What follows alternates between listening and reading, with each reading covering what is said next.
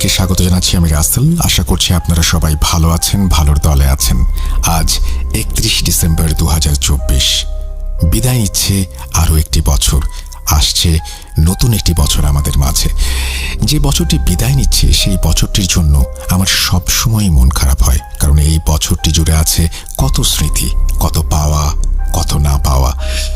আমরা বিদায় জানাতে চাই খুব চমৎকারভাবে 2024কে। এই বছরটি আমাদের সবার জন্য অনেক গুরুত্বপূর্ণ, অনেক ঘটনাবহুল। আমরা এই বছরে স্বপ্ন দেখেছি, সেই স্বপ্নগুলো যেন পূরণ করতে পারি 2025-এ। সেই প্রত্যাশা থাকবে, সেই প্রার্থনা থাকবে পরম করুণাময়ের কাছে।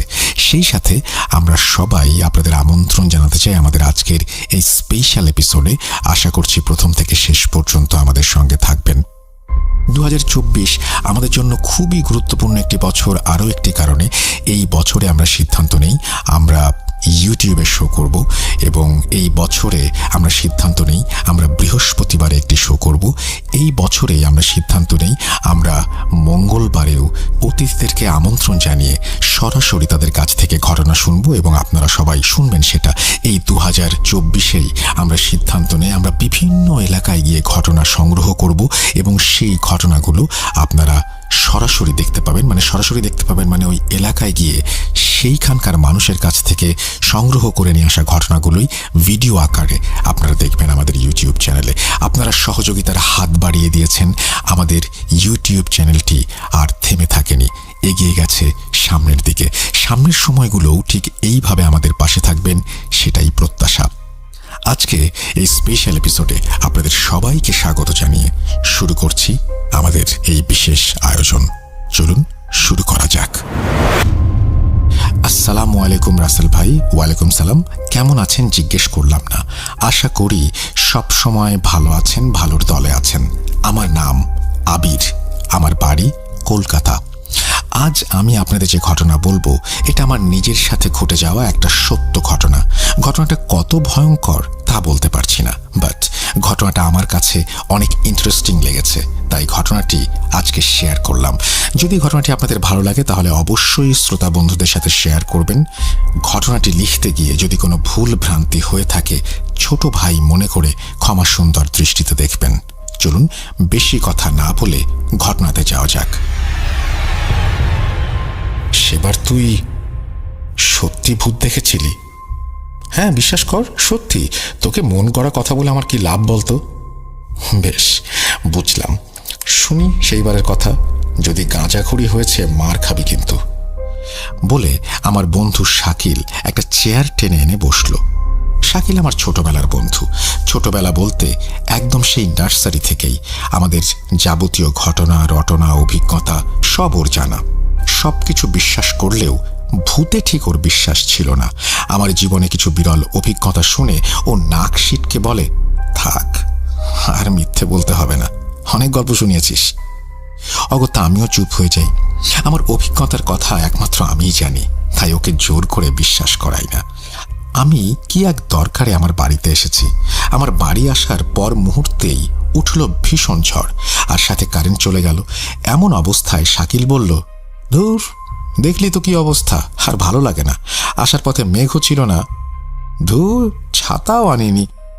আমি বললাম, ঠিক আছে, একটু থেকে যা, আমি বরং মুড়ি মাখছি, তেল চানাচুর আছে, সাথে 1 কাপ গরম চা, কি বলিস? বাহ, জমে যাবে। সাথে তোর ওই বানানো ভূতের গল্প বলিস, সময়টা বেশ ভালোই কাটবে। আমি কয়েক মুহূর্ত ওর চোখের দিকে তাকিয়ে থাকার পর একটা নিঃশ্বাস ফেলে রান্নাঘরের উদ্দেশ্যে চলে গেলাম। প্রায় মিনিট 20 পর সব কিছু তৈরি করে এনে আমি বসলাম বিছানায়, ও আমার সামনের চেয়ারে। কারেন্ট তখনও আসেনি, আর বৃষ্টির বেগ আরো কয়েক গুণ বৃদ্ধি হয়েছে। শাকিল মুড়ি খেয়ে চায়ের কাপে সশব্দে একটা চুমুক দিয়ে তাচ্ছিল্যের সুরে বলল, বল বল, শুনি, বলে ফেল। যদি একটু ভয় টয় লাগে, গা শিরশির করে, কারেন্ট এসে গেলে আর হবে না। ওর এই ব্যঙ্গাত্মক কথায় অবশ্য কোনো প্রতিবাদ আমি করিনি। আমি চায়ের কাপে একটা চুমুক দিয়ে বলতে শুরু করলাম,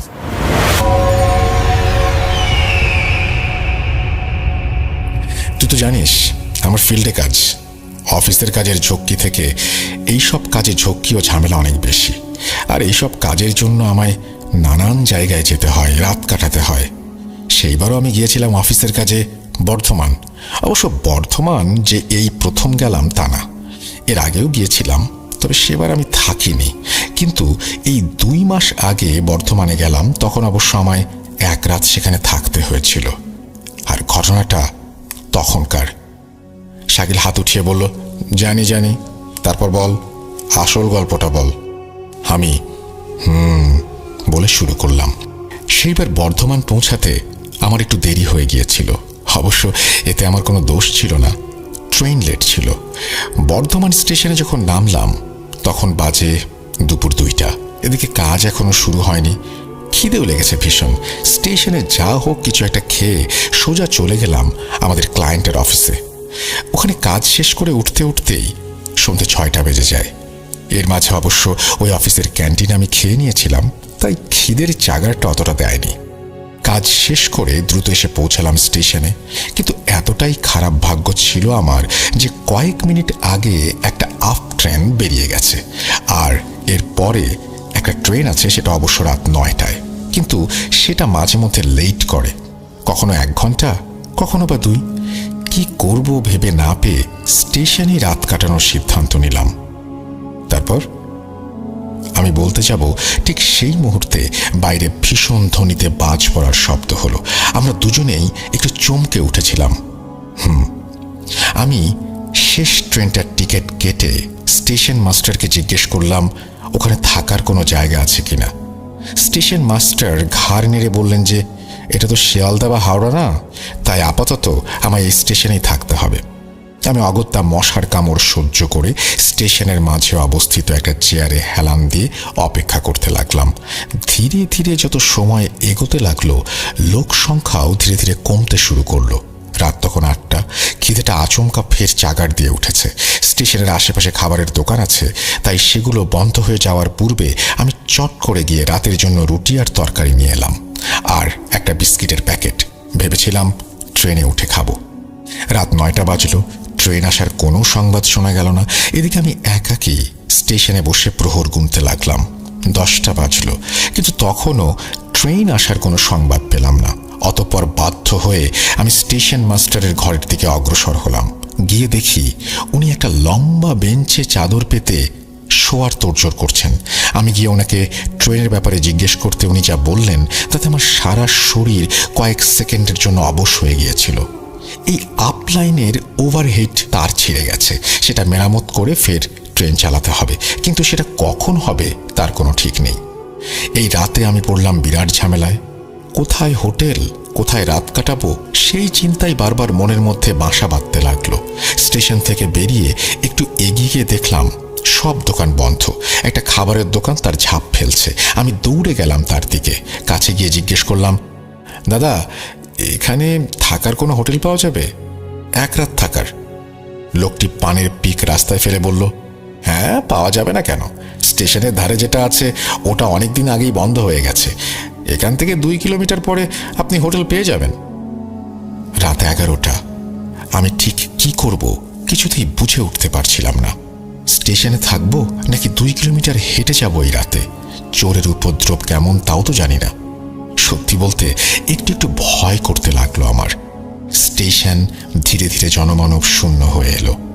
একটা গোটা স্টেশনে আমি ছাড়া আর কেউ নেই, কেউ না। অগত্যা উপায়ন্তর না পেয়ে আমি ওই বেঞ্চেই আমার ব্যাগকে বালিশের মতন করে মাথার দিকে রেখে একটা পাতলা চাদর গায়ে টেনে শুয়ে পড়লাম। রাত তখন ঠিক কটা হবে জানি না, হঠাৎ কাশির শব্দে ঘুমটা ভেঙে গেল। ঘুম জড়ানো চোখের সামনের দিকে তাকাতেই দেখি একজন বয়স্ক লোক, গায়ে চাদর জড়ানো, বসে আছেন। চোখ কচলে একবার তার দিকে তাকিয়ে দেখে নিলাম।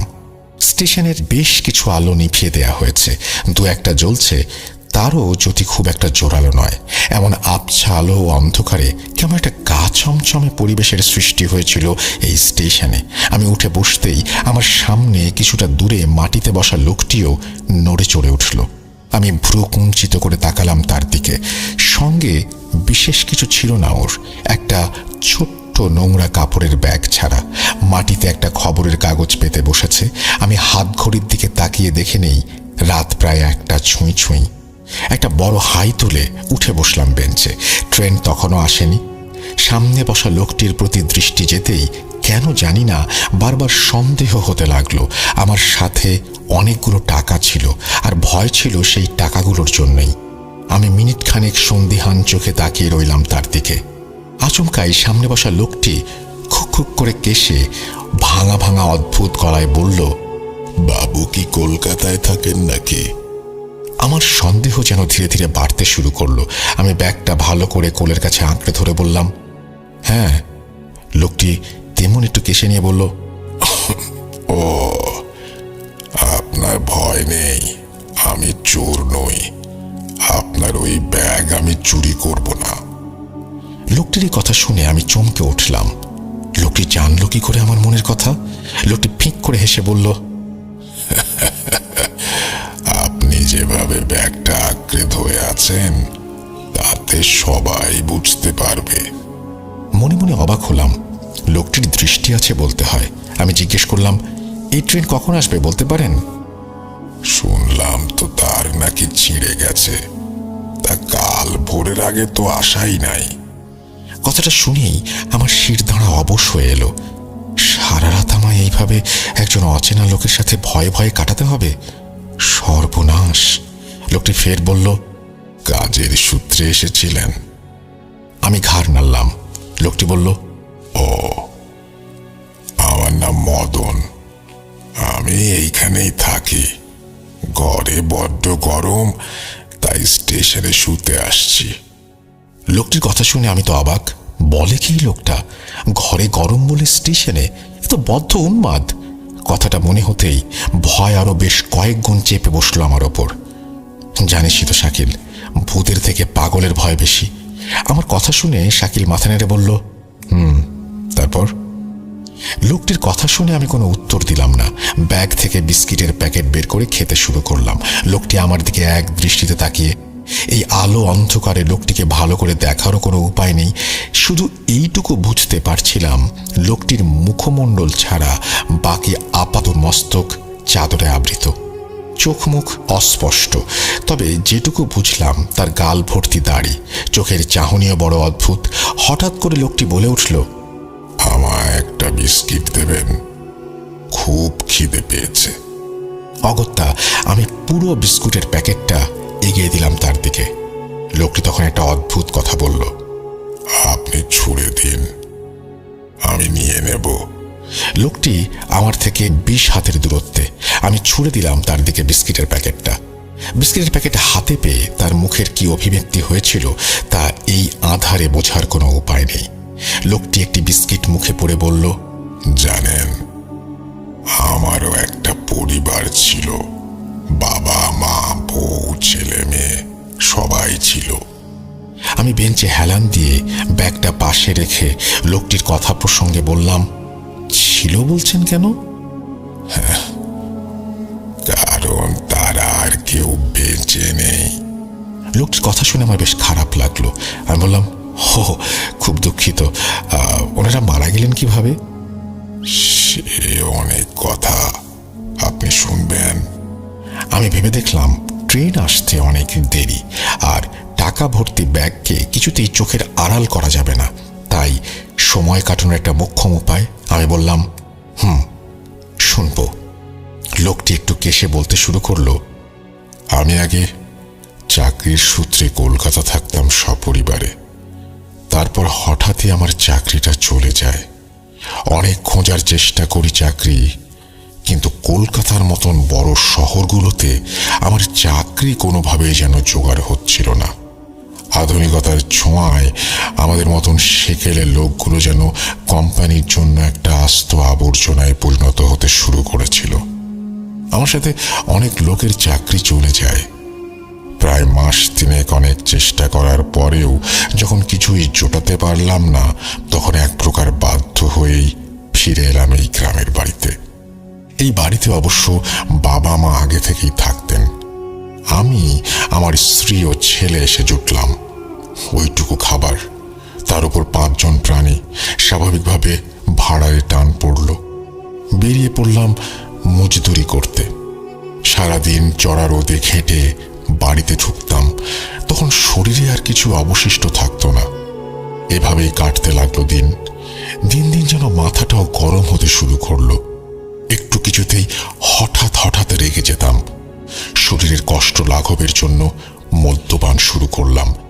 শেষে এমন অবস্থা হলো যে লোকে মজদুরের বদলে মাতাল বলেই বেশি চিনত আমায়। এইটুকু বলে লোকটি থামল। তারপর গোটা দুয়েক বিস্কিট মুখে পুড়ে দিল, চিবিয়ে জল খেয়ে ফের বলতে শুরু করলো। আমি এই ফাঁকে হাতের ঘড়িটি দেখে নিলাম, রাত 3টা বাজে। লোকটি বলল, এইভাবে কেটে গেল কয়েক মাস, কয়েক বছর। হঠাৎই একদিন কি যে হলো, বাড়িতে ফিরে কি একটা কথায় সবার সাথে আমার ঝগড়া হয়ে গেল। আমার মাথা গেল আগুন হয়ে। দিকবিদিক জ্ঞান শূন্য হয়ে বাড়িতে থাকা একটা চপার নিয়ে আমি এক ধারে সবার গলা কেটে দিলাম। ফিনকি দিয়ে রক্ত বেরোতে শুরু করলো। হুফ, কি রক্ত, কি রক্ত! ঘরের মেঝে দালান ভেসে যেতে লাগলো রক্তে। আমি পাথরের মতো দাঁড়িয়ে দেখতে লাগলাম। চোখের কোণে এক চিলতে হাসি। লোকটির শেষ কথাগুলো শুনে আমি অনুভব করলাম আমার শির দাঁড়াটা যেন শিরশির করে উঠছে। সারা শরীর দিয়ে নেমে গেল মুহূর্তের মধ্যে ঠান্ডা কনকনে রক্তের স্রোত। ভয়ে আমার গলা শুকিয়ে ওঠার জোগাড়। আমি আর ওখানে বসে থাকতে পারছিলাম না। লোকটি বলে চলল, তারপর খুনগুলো করে আমার খুব একটা দুঃখ হয়নি, আবার আনন্দও পাইনি। ঠিক কি যে অনুভূতি হয়েছিল বলে বোঝানো যাবে না। অতঃপর লাশগুলোকে আমারই বাড়ির নিচে মাটিতে পুঁতে দিই। আর সেই দিন থেকেই বাড়িতে কিছুতেই ঘুমাতে পারি না, বুঝলেন? বড্ড গরম লাগে আমার। মনে হয় কেউ সারা শরীরে আগুন লাগিয়ে দিচ্ছে। উফ, অসহ্য যন্ত্রণা। আমি ভয়ে মনে মনে যা সূরা জানি পড়তে লাগলাম। এখন বদ্ধ উন্মাদের পাল্লায় পড়লাম আমি। সারা শরীর আমার কাঁপছে, পা দুটো যেন ভারী হয়ে আসছে, অবশ হয়ে আসছে। মনে এই আতঙ্ক গ্রাস করলো, আমি হাঁটতে পারবো তো? বুকের ভেতরের হৃৎপিণ্ডটাও ব্যাকুল হয়ে উঠেছে। আমি কোনো রকমে ঢোক গিললাম। ঠিক সেই মুহূর্তেই কান ফাটানো একটা আওয়াজ আমাকে প্রায় চমকে দিল। আর একটু হলেই বোধহয় আমার আত্মারাম খাঁচা ছেড়ে পালাতো। ট্রেনের ঘোষণা হচ্ছে, আপ শিয়ালদা স্টেশন আসছে আর 10 মিনিটে। বুকের মধ্যে যেন হঠাৎ করে জীবনী শক্তি খুঁজে পেলাম আমি। বেঞ্চ ছেড়ে উঠতে যেতেই লোকটি বলল, জানেন, এই কষ্ট আর সহ্য করতে পারি না। তাই একদিন আমি বাড়ির ওই সিলিংয়ে গামছা বেঁধে ঝুলে পড়লাম। খুব কষ্ট হয়েছিল প্রথমে, একটু কাঁপুনি এসেছিল, কিন্তু বিশ্বাস করুন কয়েক সেকেন্ড পরেই এক অপার শান্তি, এক শান্তি এসে জড়িয়ে নিল আমায়। আমার মুখ ততক্ষণে হাঁ হয়ে গিয়েছে। আমার ব্যাগটা হাত থেকে সশব্দে খসে পড়ে গেছে। আমি হাঁ করে তাকিয়ে আছি সেই আপাদ মস্তক ঢাকা ছায়ার দিকে। লোকটি কি মজা করছে? বুকের ধড়ফড়ানি ক্রমেই বেড়ে যাচ্ছিল আমার। নিঃশ্বাস নিতেও যেন কষ্ট হচ্ছিল। তারপর হঠাৎ করেই মাথা ঘুরে পড়ে গেলাম মাটিতে। তারপরের ঘটনা কিছুতেই মনে নেই। জ্ঞান যখন ফিরল তখন আমি রেলের পুলিশের অফিসে শুয়ে। একজন লোক আমার মুখে জল ছিটিয়ে দিচ্ছে। জ্ঞান ফিরতেই ধর মরিয়ে উঠে বসলাম। পাশে বসা লোকটিকে চিনতে অসুবিধা হলো না আমার। এই যে সেই স্টেশন মাস্টার। আমার জ্ঞান ফিরে আসতে দেখে উনি বললেন, যাক, এই যাত্রায় বেঁচে গেছেন। ওনার কথা শুনে আমি স্তম্ভিত হয়ে যাই। তার মানে আবার কি? ঘুমের ঘোরে আপনি তো মশাই ট্রেন লাইন ধরে হাঁটছিলেন, আর সেই সময় আপ লাইনে ট্রেন আসছিল। ভাগ্যিস আমি আগে ভাগে দেখতে পেয়েছিলাম, নইলে। কথা নেই আমার মুখে। আমি যেন বোবা হয়ে গিয়েছিলাম। কেবল কষ্ট করে একটা কথা জিজ্ঞেস করলাম কোনো মতে, আচ্ছা, ওখানে আর কোনো লোক ছিল কি? লোক কই? কেউ না, পুরো স্টেশন ফাঁকা। আপনি ছাড়া কেউ ছিল না। আমি কাঁপা কাঁপা গলায় বললাম, তাহলে সে কে ছিল? স্টেশন মাস্টার অবাক হয়ে প্রশ্ন করলেন, কে? সেই লোক যে আমার সামনেই বসেছিল, নিজের নাম বলেছিল মদন। স্টেশন মাস্টার ভ্রু কুঁচকে তাকালেন আমার দিকে, তারপর অদ্ভুত একটা কথা বললেন। আপনার কি মাথায় প্রবলেম আছে? কি সব আবল তাবল বকছেন? আপনি ছাড়া কেউই ছিল না। আমি কথা বাড়াইনি। তার পরদিন সকালেই ট্রেন ধরে কলকাতা ফিরি। আমার কথা শেষ হওয়ার সাথে সাথেই তীব্র শব্দে ফের একটা বাজ পড়ল, আর সাথে সাথেই জানালার পাল্লাগুলো দমকা হাওয়ায় সশব্দে খুলে গেল। সেই পাল্লা খুলে গিয়েছিল না কেউ খুলে দিয়েছিল বলতে পারি না। এবং শাকিল আর আমি প্রচণ্ড ভয় পেয়ে অবাক হয়ে দুজন দুজনের মুখের দিকে তাকাই। এর কিছুক্ষণ পরে কারেন্ট চলে আসে, তারপর আস্তে আস্তে সব স্বাভাবিক হয়ে যায়। তবে কারেন্ট আসার পরে শাকিলের মুখ চোখ দেখি ও আমার মতোই প্রচণ্ড ভয় পেয়েছে। শাকিল অবশ্য কারেন্ট আসার পরেও বেশ অনেকক্ষণ বাড়িতে থাকে। তারপর একসাথে খাওয়া দাওয়া করে ও বাড়ি চলে যায়। রাসেল ভাই, এই ছিল আমার জীবনে ঘটে যাওয়া একটা সত্য ঘটনা। কতটা গুছিয়ে লিখতে পেরেছি জানি না। যাই হোক, ঘটনাটি ভালো লাগলে অবশ্যই শ্রোতা বন্ধুদের সাথে শেয়ার করবেন। আর হ্যাঁ, আপনাকে অনেক অনেক ধন্যবাদ কষ্ট করে ঘটনাটি পড়ার জন্য। আর শ্রোতা বন্ধুদের জানাই ধন্যবাদ এত কষ্ট করে ধৈর্য ধরে শোনার জন্য। আর বেশি কথা বলবো না, আজকের মতো বিদায়। আবারও দেখা হবে অন্য কোনো এপিসোডে। আসসালামু আলাইকুম। নাম আবির মণ্ডল, বাড়ি কলকাতা, ওয়েস্ট বেঙ্গল। এরপরে তিনি তার মোবাইল নাম্বার শেয়ার করেছেন। থ্যাংক ইউ ভেরি মাচ আবির, আপনার ঘটনা শেয়ার করার জন্য। এবং আপনার মাধ্যমে ওয়েস্ট বেঙ্গল এবং কলকাতার যত আমাদের লিসেনার রয়েছে সবাইকে ধন্যবাদ জানাতে চাই। এবং বছরের শেষ দিনটিতে আপনাদের এই অনন্য উপহার গ্রহণ করলাম সাদরে। Thank you very much. এভাবেই সাথে থাকবেন, পাশে থাকবেন। আমরা চলে যাব আমাদের পরবর্তী ঘটনায়।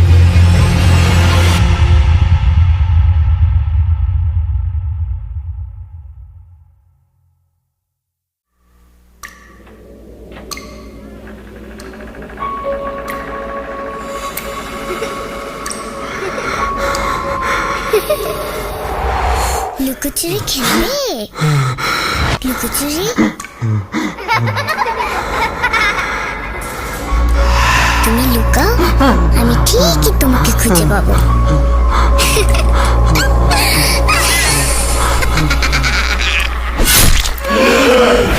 Voot.com with Russell. Welcome back. আপনাদের সবাইকে স্বাগত জানাচ্ছি আমি রাসেল। ঘটনায় ঘটনায় ভয়ের রাজ্যে আমরা বিদায় দিতে চাই পুরনো বছরকে। আর সেই জন্যই আমাদের আজকের এই বিশেষ আয়োজন। আমরা চলে যাব আমাদের পরবর্তী ঘটনায়। যেভাবে লেখা আছে আমি সেভাবেই শুরু করছি। আসসালামু আলাইকুম প্রিয় রাসেল ভাইয়া ও সকল লিসেনার্স, এবং আপনাদের প্রতি জানাই ভালোবাসা। আমি নাহিদ আশরান। কথা বেশি বাড়াতে চাই না, তাই সরাসরি ঘটনায় চলে যেতে চাই। ও হ্যাঁ, ঘটনার শুরুতে বলে রাখি, এই ঘটনার দুইটি অংশ হবে। অংশ এক।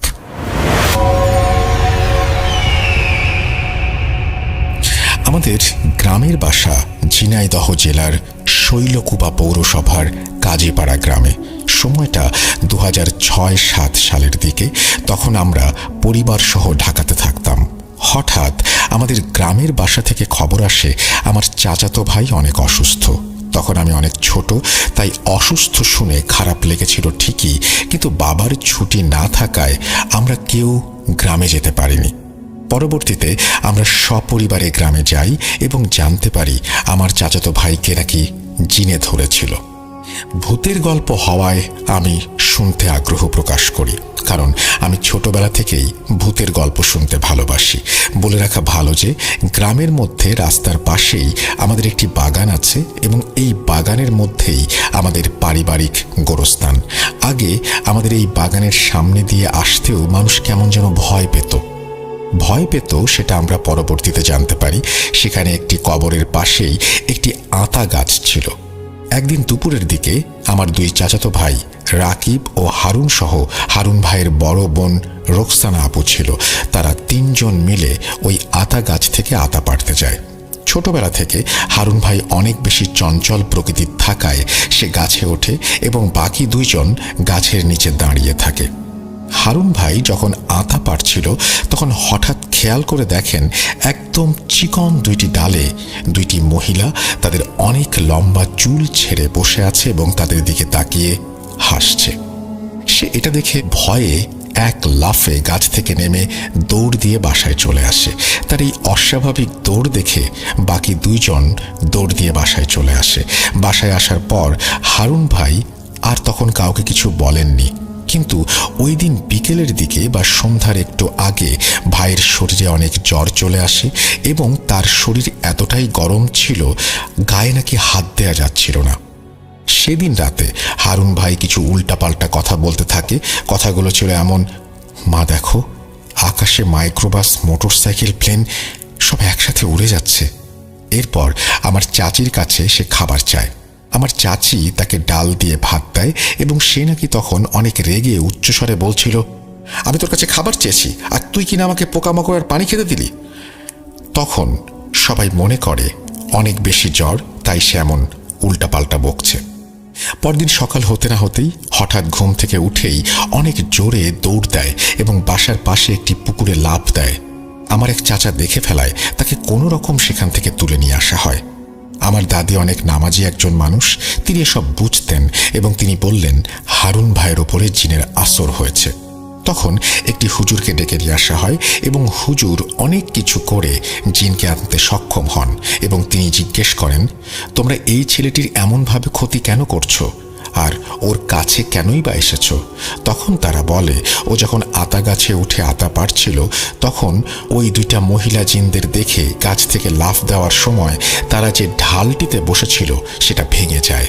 এই জন্য জিন দুইটি হারুন ভাইকে মেরে ফেলতে চায়। পরে হুজুর অনেক চেষ্টা করে জিন দুইটাকে ভাইয়ের কাছ থেকে সরাতে পারে না, কিন্তু হারুন ভাইয়ের শারীরিক অবস্থা ক্রমশই খারাপ হয়ে যাচ্ছে। তখন আমার চাচিরা একটা বুড়ির খোঁজ জানতে পারে এবং সেখানে নিয়ে যায়। তাকে সব কিছু খুলে বলে এবং বুড়ি আমার ভাইকে দেখে বলে, আমি সব ঠিক করে দিতে পারবো, কিন্তু শাহী মসজিদে একটা খাসি জবাই দিতে হবে। বলে রাখি, আমাদের এলাকায় এই শাহী মসজিদটি অনেক প্রাচীন। এই মসজিদ জুড়েও রয়েছে অনেক ঘটনা। অনেকে এটাও বিশ্বাস করে সেখানে কিছু মানত করলে নাকি সেটা বিফলে যায় না, তাই প্রতিদিন দূর দূরান্ত থেকে মানুষ এখানে ছুটে আসে। তো এরপর ওই শর্তে আমার চাচা চাচি রাজি হন এবং বুড়িকে বলেন তাদের সন্তান যেন সুস্থ হয়ে যায়। বুড়ি বিভিন্ন চেষ্টা চালিয়ে আমার ভাইকে ঠিক করে এবং জিন দুইটি যেন তাদের কাছে কখনো না আসতে পারে সেই ব্যবস্থা করে। চাচাদের আর্থিক অবস্থা একটু খারাপ হয়ে যাওয়ায় খাসিটি দিতে একটু দেরি হচ্ছিল, কিন্তু তখন প্রায়শই চাচি স্বপ্নে সেই বুড়িটিকে দেখতেন আর বুড়ি বলতো, তুই এখনো খাসি দিসনি, তোর ছেলের কিন্তু অনেক বড় ক্ষতি হয়ে যাবে, তখন চাইলেও আর কিছু করতে পারবি না। এভাবে দুইবার স্বপ্নে আসার পর তারা খাসিটি নিয়ম অনুযায়ী জবাই দেয় এবং আলহামদুলিল্লাহ তারপর থেকে আর কোনো সমস্যা ওই ভাইয়ের সাথে ঘটেনি। অংশ 2। এবার আসি দ্বিতীয় ঘটনায়। আমার বয়স তখন 17 বছর। কালের পরিবর্তনে আমরা তখন গ্রামের বাসায় চলে আসি। আমাদের দাদার বাগানে অনেক গাছগাছালি আছে।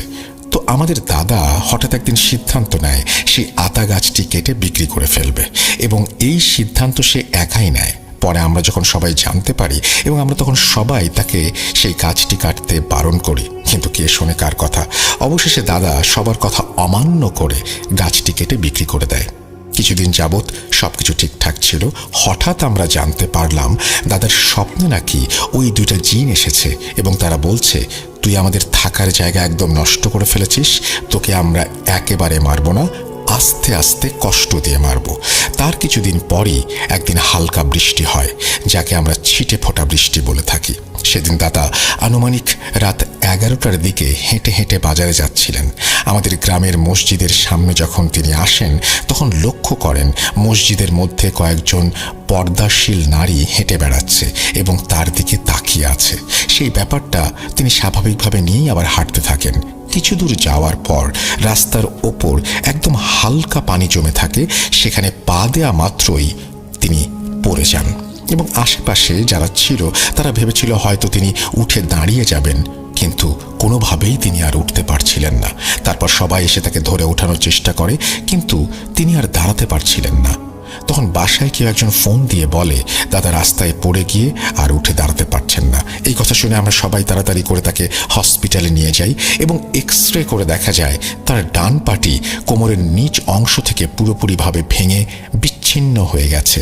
এখনও তার পা ঠিক হয়নি এবং আমার দাদা ধীরে ধীরে যেন সব জ্ঞান হারিয়ে ফেলে, যার তার সাথে খারাপ আচরণ করে এবং অনেক শিরকমূলক কথা বলে, যা তার এই বয়সে বলা মানায় না। আস্তে আস্তে তিনি উন্মাদ হয়ে যাচ্ছেন। আমার দাদার জন্য সবাই দোয়া করবেন। স্টোরিটি সিলেক্টেড হলে পড়ে শোনাবেন। ভুল ত্রুটি ক্ষমা সুন্দর দৃষ্টিতে দেখবেন। আল্লাহ হাফেজ। এই বলে তিনি তার ঘটনা শেষ করেছেন। আশা করছি ঘটনাটি আপনাদের কাছে ভালো লেগেছে। আমরা এই পুরনো বছরকে বিদায় দেওয়ার জন্য বিশেষ এই আয়োজনে আপনাদের সবাইকে আবারও আমন্ত্রণ জানাচ্ছি এবং আশা করছি আরও যে ঘটনাগুলো আছে সেই ঘটনাগুলো আপনারা শুনবেন। কথা না বাড়িয়ে আমরা চলে যাব আমাদের পরবর্তী ঘটনায়।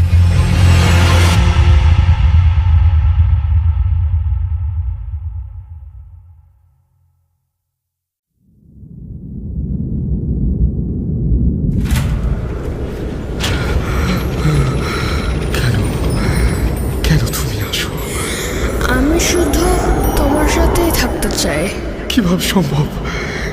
মৃতদের এই পৃথিবীতে থাকতে নেই। তুমি তুমি চলে যাও, চলে যাও, প্লিজ চলে যাও। সবটাই কি ইলুশন, নাকি অন্য জগতের কেউ কখনো হাজির হয়ে যায় চোখের পলকে? ভূত.com with Russell। Welcome back. আপনাদের সবাইকে স্বাগত জানাচ্ছি আমি রাসেল। আশা করছি আপনারা সবাই ভালো আছেন, ভালোর দলে আছেন। কোনো কথা না বাড়িয়ে আমি সরাসরি চলে যাচ্ছি ঘটনায়। আশা করছি এই ঘটনাটি আপনাদের ভালো লাগবে। যেভাবে লেখা আছে আমি সেভাবেই পড়ে শোনাচ্ছি। আসসালামু আলাইকুম রাসেল ভাই, আশা করি ভালো আছেন আর সকল শ্রোতারাও ভালো আছেন। আমি ভূত এফএমের অনেক বড় একজন ফ্যান। রিসেন্টলি জানতে পারলাম ভূত.com এর বিষয়ে। আমার বাড়ি ময়মনসিংহের শেরপুর জেলার কোনো একটি উপজেলায়। ঘটনাটি ঘটে 2016 সালে আমার মামাতো ভাইয়ের বন্ধুর সাথে। এখানে ছদ্মনাম ব্যবহার করা হয়েছে। আমার ভাই যেভাবে আমাকে ঘটনাটি বলেছেন আমিও সেইভাবেই বলছি।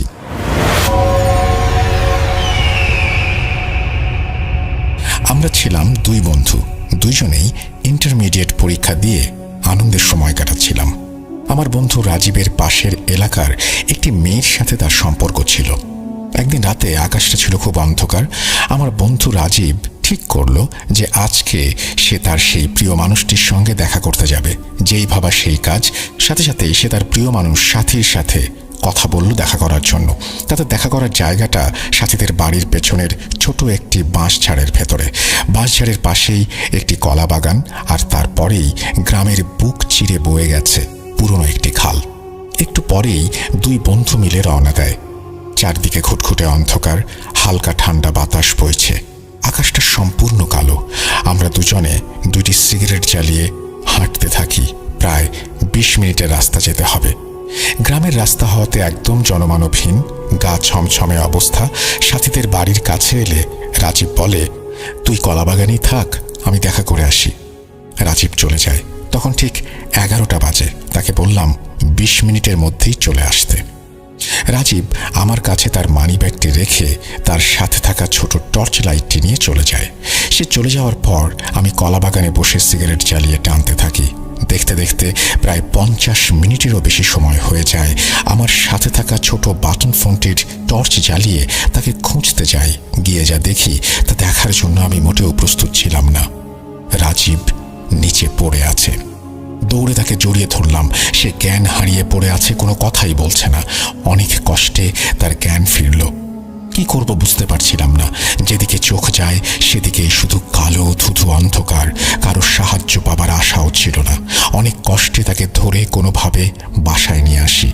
পরদিন তার জ্ঞান হারানোর সেই কাহিনী শুনে আমার শরীরও হিম হয়ে আসে। তার কথাটি ছিল এমন, আমি যখন বাঁশঝাড়ের ভেতরে গেলাম, গিয়েই দেখি সাথী দাঁড়িয়ে আছে। দেখে খুব খুশি হলাম। কাছে যেতেই বুঝতে পারলাম পাশ থেকেই কেমন একটা ভ্যাপসা গন্ধ আসছে। সাথীকে বললাম, চলো একটু ওইদিকে যাই। ঠিক তখনই সাথী আমার দিকে তাকালো। কালো আধারের মাঝে তার চোখ দুটো বেশ অন্যরকম লাগছিল। আমি সাথে সাথে তার দিকে ছোট টর্চে ধরতেই দেখি সাথী নয়, এই যে একটা অবয়ব। মুখটা অস্পষ্ট, চোখ দুটি মনে হচ্ছিল জল জল করছে। গন্ধটা হঠাৎ খুব বেড়ে যায়, মনে হচ্ছিল যেন পেট ফেটে মারাই যাব। তখনও নিজেকে শক্ত রেখে দাঁড়িয়েছিলাম। চারিদিকে পিনপতন নীরবতা। তার মধ্যে হঠাৎ করেই টর্চটা বন্ধ হয়ে গেল। সব অন্ধকার, চোখের সামনে শুধু জল করা এক জোড়া চোখ। যখনই দৌড়াতে যাই তখনই বুঝতে পারি আমার পা দুটো কেউ টেনে ধরেছে। জোর গলায় তোকে ডাক দিতে গিয়েও গলা থেকে কোনো শব্দ বের হচ্ছিল না। কেউ যেন বুকের ওপরে বসলো, মনে হলো যেন পুরো একটি পাহাড় আমার বুকের ওপরে চাপিয়ে দিয়েছে কেউ। শ্বাস নিতে পারছিলাম না। অন্যদিকে দুর্গন্ধ খুব জোরালো হয়ে গেল। এই অবয়বটা লোমশ হাতে আমার গলা চেপে ধরলো। তার মুখের লালাগুলো আমার মুখে ছিটকে পড়ছে। ভেবেছিলাম এটাই হয়তো আমার জীবনের শেষ দিন। মনে মনে আয়াতুল কুরসি পড়ছি। ঠিক কতক্ষণ দোয়া করেছি মনে নেই। এই বলে রাজীব তার ঘটনা শেষ করল। সেদিনের মতো তাকে বাড়িতে রেখে আমি বাড়িতে চলে যাই। তার 1 মাস পরে ঢাকায় চলে যাই। সবকিছু ঠিকঠাক চলছিল, কিন্তু হঠাৎ একদিন সন্ধেবেলায় রাজীবের বাবার ফোন আসে। তিনি যা বললেন তা শোনার জন্য আমি মোটেও প্রস্তুত ছিলাম না। ওনার কথা শুনে স্তব্ধ হয়ে গেলাম। তিনি ঠান্ডা কাঁদো কাঁদো গলায় বললেন, রাজীব আর নেই বাবা। শুনেই আকাশটা যেন হঠাৎ করে মাথার উপরে ভেঙে পড়ল। হৃদয়টা দুমড়ে মুচড়ে গেল। ছোটবেলা থেকেই দুজনে একসাথে বড় হয়েছি। কখনো ভাবিনি এভাবে আমাদের পথ চলা শেষ হবে। জিজ্ঞেস করলাম, কি হয়েছে তার সাথে? ফোন কেটে গেল। পাথর হয়ে বসে রইলাম। কিছু ভেবে উঠতে পারছিলাম না। কোনোভাবে নিজেকে সামলে নিয়ে অফিসের বসকে বলে ছুটি নিয়ে সাথে সাথেই ঢাকা মহাখালী বাস টার্মিনাল থেকে শেরপুরের বাসে উঠি। যেতে যেতে রাতের আঁধার কেটে ভোর হয়ে আসে। রাজীবদের বাসায় গেলাম। দুপুরে পুলিশের থেকে লাশ এনে বাড়ির উঠোনে রাজীবের লাশ রাখা হয়েছে। আমি কাছে গেলাম। তার মুখটা দেখে নিজেকে সামলাতে পারছিলাম না। কেঁদে ফেললাম। মনে হচ্ছে তার গাল দুটি কেউ পুড়িয়ে দিয়েছে। পরদিন বিকেলে তাকে মাটি দেয়া হয়। পরে তার ছোট ভাইয়ের কাছে শুনতে পারি তার মৃত্যুর রহস্য। তার ভাই যেভাবে বলে, সেদিন রাতে ভাইয়াকে খাবারের জন্য ডাকতে গিয়ে দেখি ভাইয়া ঘরে নেই। একটু পর আবারও যাই, কিন্তু তার কোনো খোঁজ নেই। রাত কেটে যায়। সকালে তার ঘরের দরজায় গিয়ে দেখি তখনও রাতের মতোই তালা দেওয়া। তখন ভাইয়ার প্রতি খুব রাগ হয়। আব্বুকে গিয়ে বলি। আব্বু ভাইয়াকে ফোন দেয়, কিন্তু তার মোবাইল বন্ধ পাচ্ছিল। তারপর সারা গ্রামে তাকে খোঁজা হয়। আত্মীয় স্বজনের বাড়িতেও ফোন দেওয়া হয়, কিন্তু কোথাও তার খোঁজ মেলে না। ততক্ষণে সারা গ্রামের মানুষ জেনে গিয়েছে। সব আত্মীয় স্বজনের বাড়িতে খোঁজ নেওয়া হচ্ছে। দেখতে দেখতে দুপুর গড়িয়ে বিকেল হয়ে গেল। তখন যেন অবস্থাটা আতঙ্কে রূপ নেয়। সন্ধ্যার আমার একটু আগে পশ্চিম দিক থেকে কেউ দৌড়িয়ে বাড়ির দিকে আসতে থাকে। কাছে আসার পর বুঝলাম সেটা পাশের এলাকার একজন ছেলে।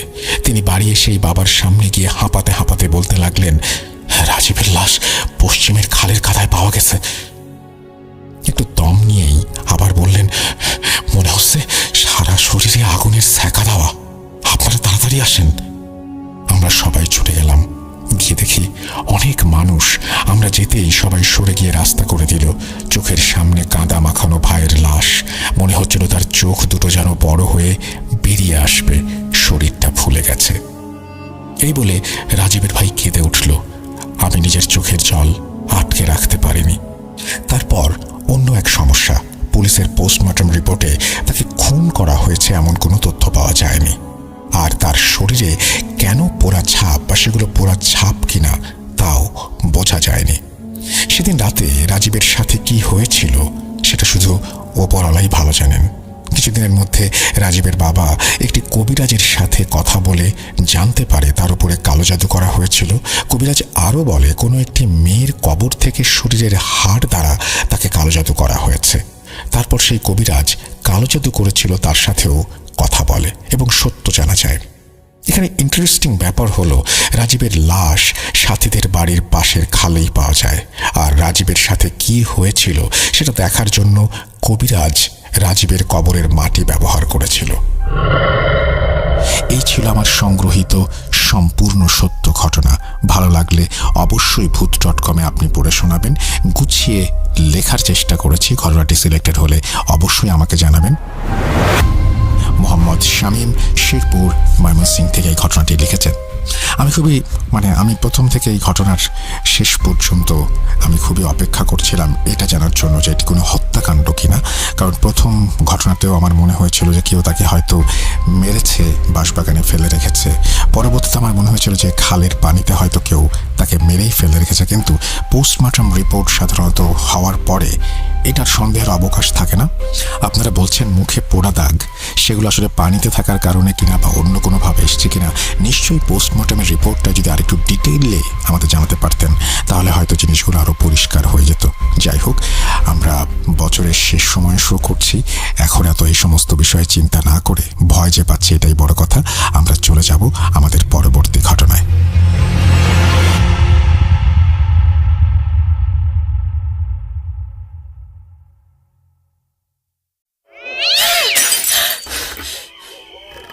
আজ আবার শুনতে পাচ্ছেন শব্দটা? ভয়ের আরেক নাম ভূত.com with Russell. Welcome back. আপনাদের সবাইকে স্বাগত জানাচ্ছি। আমি রাসেল। আশা করছি আপনারা সবাই ভালো আছেন, ভালোর দলে আছেন। আজকে 31 ডিসেম্বর এবং আমাদের বছরের শেষ দিন। আমরা আমাদের ভূত.com-এ একসাথে শুনছি এবং ভয় রাজ্যে হারিয়ে যাচ্ছি। ঘটনাগুলো শুনতে নিশ্চয়ই আমাদের সবারই ভালো লাগছে। যদি এতটুকু ভালো লাগে আমি নিজেকে ধন্য মনে করব। আমি আজকের এই এপিসোডটি শুরু করেছিলাম কলকাতার একটি ঘটনা দিয়ে। তারপরে বাংলাদেশের ঘটনায় এসেছি, আবারও বাংলাদেশের ঘটনায় এসেছি। এরপরে আমি এমন একটি ঘটনায় যাব যে ঘটনাটি এসছে ইউনাইটেড কিংডম থেকে। আমি সবসময় আপনাদের বলেছি যে পৃথিবীর বিভিন্ন জায়গা থেকে আমাদের ঘটনা আসে এবং তার মধ্যে ইউনাইটেড কিংডমও অন্যতম। এবং আমাদের পৃথিবীর বিশ্ব জুড়ে আমাদের বাঙালিরা ছড়িয়ে আছেন এবং তারা তাদের সফলতা অর্জনের পথে এগিয়ে যাচ্ছেন। তেমনই একজনের পাঠানো একটি ঘটনা আমি পড়ে শোনাচ্ছি। পাঠিয়েছেন আশিক এবং তিনি পাঠিয়েছেন যেখান থেকে, সেটা হচ্ছে নর্থ হাইডল্যান্ড, ইউনাইটেড কিংডম।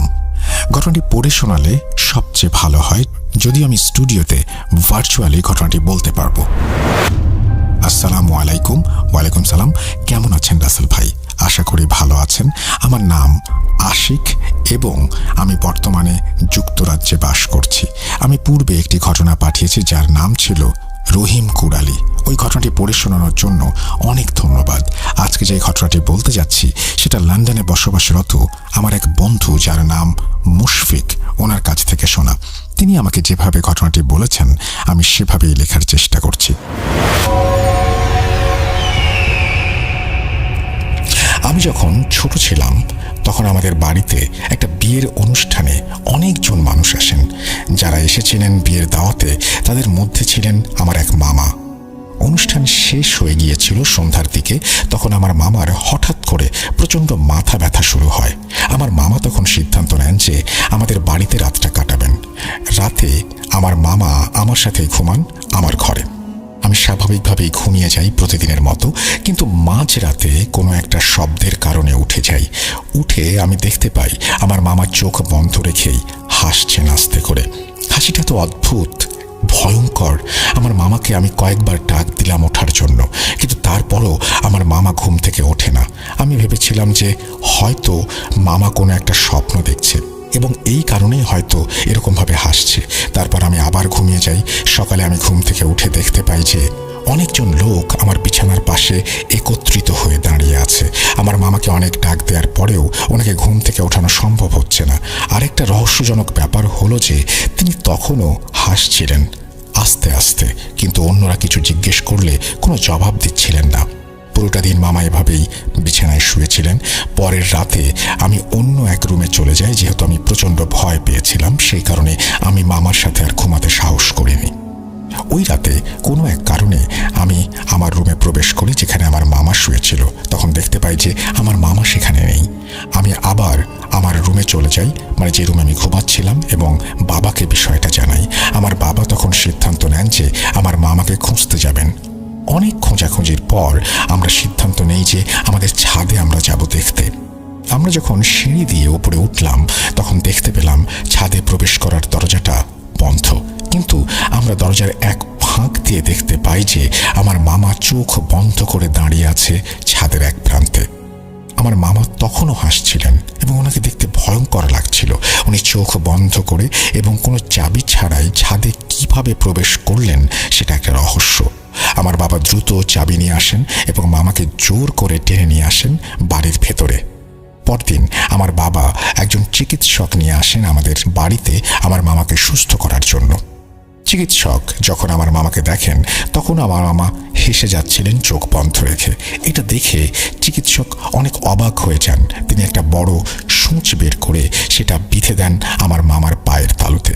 অবাক করা ব্যাপার হচ্ছে যে আমার মামার কোনো প্রকার সমস্যাই হলো না। তিনি চিৎকার দেননি, অস্বস্তি বোধ করেননি, যদিও সূঁচটা বেশ বড় ছিল, বরং তখনও ওনার মুখে একটা হাসির রেখা লেগেছিল। চিকিৎসক তখন আমাদেরকে জানান যে ওনার দ্বারা এটা সম্ভব না মামাকে সুস্থ করার জন্য। তিনি আমাদেরকে বলেন যে অন্য চিকিৎসককে খুঁজে